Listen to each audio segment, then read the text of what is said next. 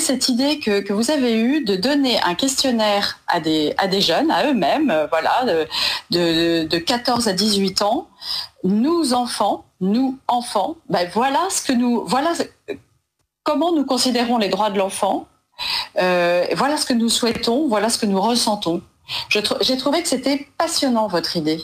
Et justement, j'aimerais bien que vous nous disiez d'abord comment est venue cette idée, comment vous l'avez mise en place, et puis ce que ça donne là déjà. Ça fait combien de temps en fait que ça a démarré à peu près, Aude Mirković? Alors ça a démarré récemment. Oui. Il faut rappeler que la France a ratifié la Convention internationale des droits de l'enfant, qui est un texte international qui a été adopté dans le cadre de l'ONU. Et ce texte pose un certain nombre de droits pour l'enfant qui sont tout à fait cohérents, parce que l'enfant, en effet, est dans une situation quand même de particulière fragilité qui peut rendre nécessaire qu'on s'occupe de lui précisément. Surtout à notre époque où le droit devient un espèce de rapport de force de lutte individualiste. L'enfant, là-dedans, il est perdant d'office. Il vaut mieux que des textes supérieurs s'occupent de défendre ses droits. Voilà. Donc la France a ratifié ce texte et c'est très bien. Et il y a un organe de l'ONU, le Comité des droits de l'enfant, qui est chargé de contrôler, de vérifier que les États respectent leurs engagements, donc respectent les droits de l'enfant. Et le tour de la France arrive, puisqu'elle sera examinée par le comité des droits de l'enfant à partir de juillet 2020. Donc notre association Juristes pour l'enfance, comme beaucoup d'autres associations ONG qui sont invitées à le faire, a préparé un rapport pour le comité de l'ONU en disant, voilà, nous constatons la méconnaissance des droits de l'enfant dans tel ou tel domaine, pour l'inviter à se pencher sur ces sujets. Et nous avons remarqué que le comité attire une attention particulière sur les remarques faites par des jeunes, par des enfants au sens de la Convention, c'est-à-dire des jeunes de moins de 18 ans.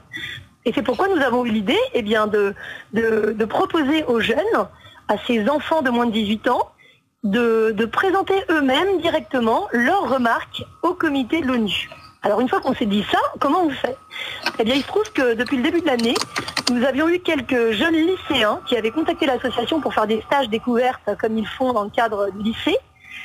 Et ces jeunes-là étaient très motivés et nous disaient mais qu'est-ce qu'on peut faire? Nous on voudrait s'engager. Bon, et jusque-là, on était en contact avec eux et ce rapport donc pour le comité des droits de l'enfant nous a donné l'idée de leur proposer de s'investir dans ce rapport. Ils ont été emballés et donc à l'origine on en avait quelques-uns et on a voulu constituer un groupe. Donc en quelques jours, ils en ont parlé à des amis, on a un petit peu fait courir le bruit, on s'est retrouvés en quelques heures, pratiquement, quelques jours, avec un groupe de 15. Donc à 15, j'ai dit stop, après ça on va pas, il faut quand même qu'ils puissent travailler efficacement. C'est des jeunes qui sont un petit peu de toute la France, parce que chacun a appelé ses amis, son cousin, enfin, ils ont été un petit peu chercher des jeunes motivés où ils les connaissaient. Très bien. Comme on était en plein confinement, ça n'avait aucune importance, parce que de toute façon, tout s'est passé par visio. Et ce groupe de 15 d'origine a voulu associer à leur démarche le maximum de jeunes Français possible.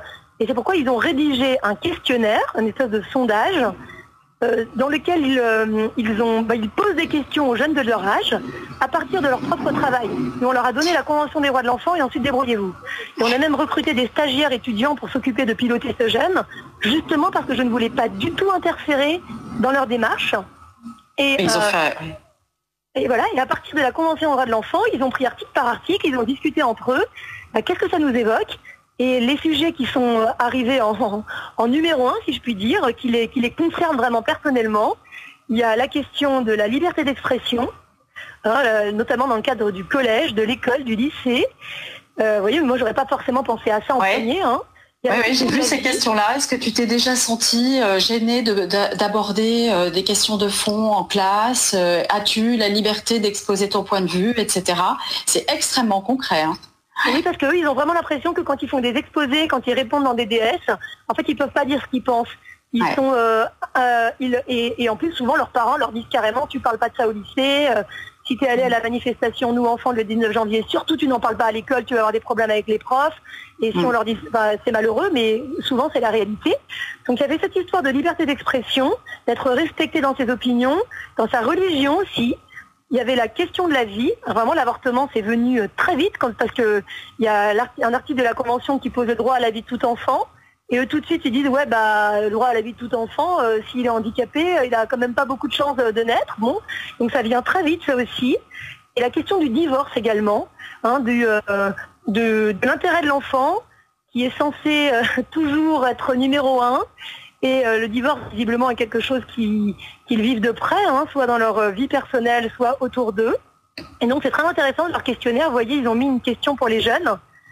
Au moment du divorce, est-ce que tu penses que la moins mauvaise solution pour l'enfant, ce serait de vivre avec un de ses parents et de voir l'autre le week-end, de vivre une semaine sur deux chez chacun de ses parents, ou, troisième possibilité, que les enfants soient toujours dans la même maison, mais que ce soit les parents qui alternent. Ouais. Et donc, ces choses-là, ce sont vraiment des pistes, des idées qu'ils ont mises sur le tapis. Et ce questionnaire invite, on a déjà plus de 1000 jeunes qui ont répondu. Il faudrait qu'il y en ait encore plein d'autres. Alors, comment on peut vous aider à le faire connaître, Aude Mirkovitch, ce questionnaire? Alors, c'est très simple. Ce questionnaire, ils le partagent avec les moyens des jeunes. Donc, ils l'ont mis sur Internet, sur Instagram et sur Facebook, sur Twitter. Et concrètement, pour le retrouver, le plus simple, c'est d'aller sur le site juriste au pluriel pour l'enfance.com. Donc juriste au pluriel pour l'enfance.com. Et sur la page d'accueil du site, vous avez un article Nous enfants, projet pour les jeunes 14-17 ans. Il suffit de cliquer là-dessus et on peut répondre au sondage. Et alors, ça prend 5 minutes. Ça prend 5 minutes à peu près. C'est pas... Ça prend quelques minutes. Ça prend quelques minutes. Il faut juste être mineur.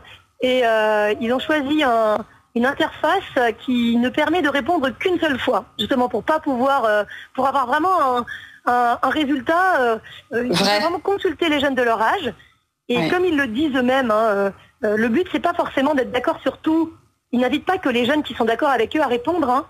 Le but c'est de prendre ce temps entre jeunes du même âge, de se poser des quelques questions. Et de prendre le temps de réfléchir un petit peu. Et ensuite, la réflexion fera son chemin.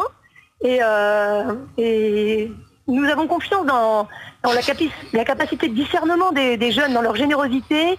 Justement, eux, ils s'en fichent du marché financier des cliniques de PMA. Ils ne vont pas répondre avec ça, ils vont répondre avec leur tripes, avec leur cœur. Et ils sont bien loin des statistiques officielles. Il y a une petite question qui a attiré mon attention dans ce questionnaire. Donc moi, j'ai largement dépassé 17 ans, mais je suis quand même allée le faire, mais pas jusqu'à la dernière ligne pour qu'il ne soit pas comptabilisé, mais pour voir un peu le contenu. Et il y en a une sur la PMA, justement. Est-ce que tu es au courant des conséquences de santé de la PMA sur l'enfant? Ça, c'est quelque chose qu'ils ont introduit, eux, dans le questionnaire. Parce qu'ils ont découvert ça. Alors, la PMA ne faisait pas partie des sujets qui étaient en numéro 1 dans leurs préoccupations à l'origine. Le but, c'était justement de réfléchir. Donc, la réflexion les a conduits à s'intéresser à ce sujet en raison du projet de loi. Parce que comme ils sont au courant qu'il y a un projet de loi, il y en a quelques-uns qui ont été aux manifestations, donc ça leur est quand même familier. Et justement, donc ils se sont renseignés, ils ont étudié et ils ont découvert... notamment grâce à un ouvrage qui est écrit par une personne de Juristes pour l'enfance et une avocate qui s'appelle Olivia Sarton, que je recommande vivement, qui s'appelle PMA, ce qu'on ne vous dit pas, qui vient de sortir aux éditions C'est qui, et qui donne des chiffres, qui alertent sur l'existence de ce marché qui est le véritable moteur du projet de loi, mais aussi sur les dégâts collatéraux de la PMA, en particulier les risques médicaux pour les enfants qui sont complètement occultés pour laisser le marché se développer, et on préfère ne pas trop informer les gens en effet des risques. Et ils ont trouvé que ça a été une découverte de savoir qu'en raison des manipulations, c'est surtout les fécondations in vitro qui entraînent des risques de malformation pour les enfants. D'accord. En raison de la manipulation des gamètes, des différences thermiques. Moi, je suis pas médecin, mais je n'ai pas besoin d'être médecin pour me dire que le fait de congeler des gamètes ou des embryons, ça doit pas être très bon quand même. Voyez, voilà. Bon, ça, ils l'ont très vite compris. Et donc, ils ont, du coup, en travaillant le sujet, ils ont découvert le risque plus élevé pour les enfants d'hériter de troubles épigénétiques, les malformations chromosomiques congénitales, la multiplication par 2 du risque d'autisme, 45% de plus par rapport à la moyenne de décès avant 1 an. Vous voyez, des choses qui sont quand même assez lourdes. Et ils ont trouvé ils avaient l'impression que c'était pas normal qu'on soit pas au courant parce qu'ils n'en avaient jamais entendu parler. Bon, moi je le savais, mais ça fait des années que je travaille avec la PMA, donc ça me paraissait pas un scoop. Bien eux, ça leur a paru vraiment scandaleux qu'on ne soit pas au courant. Et puis là, on est à fond on est totalement sur la question des droits de l'enfant.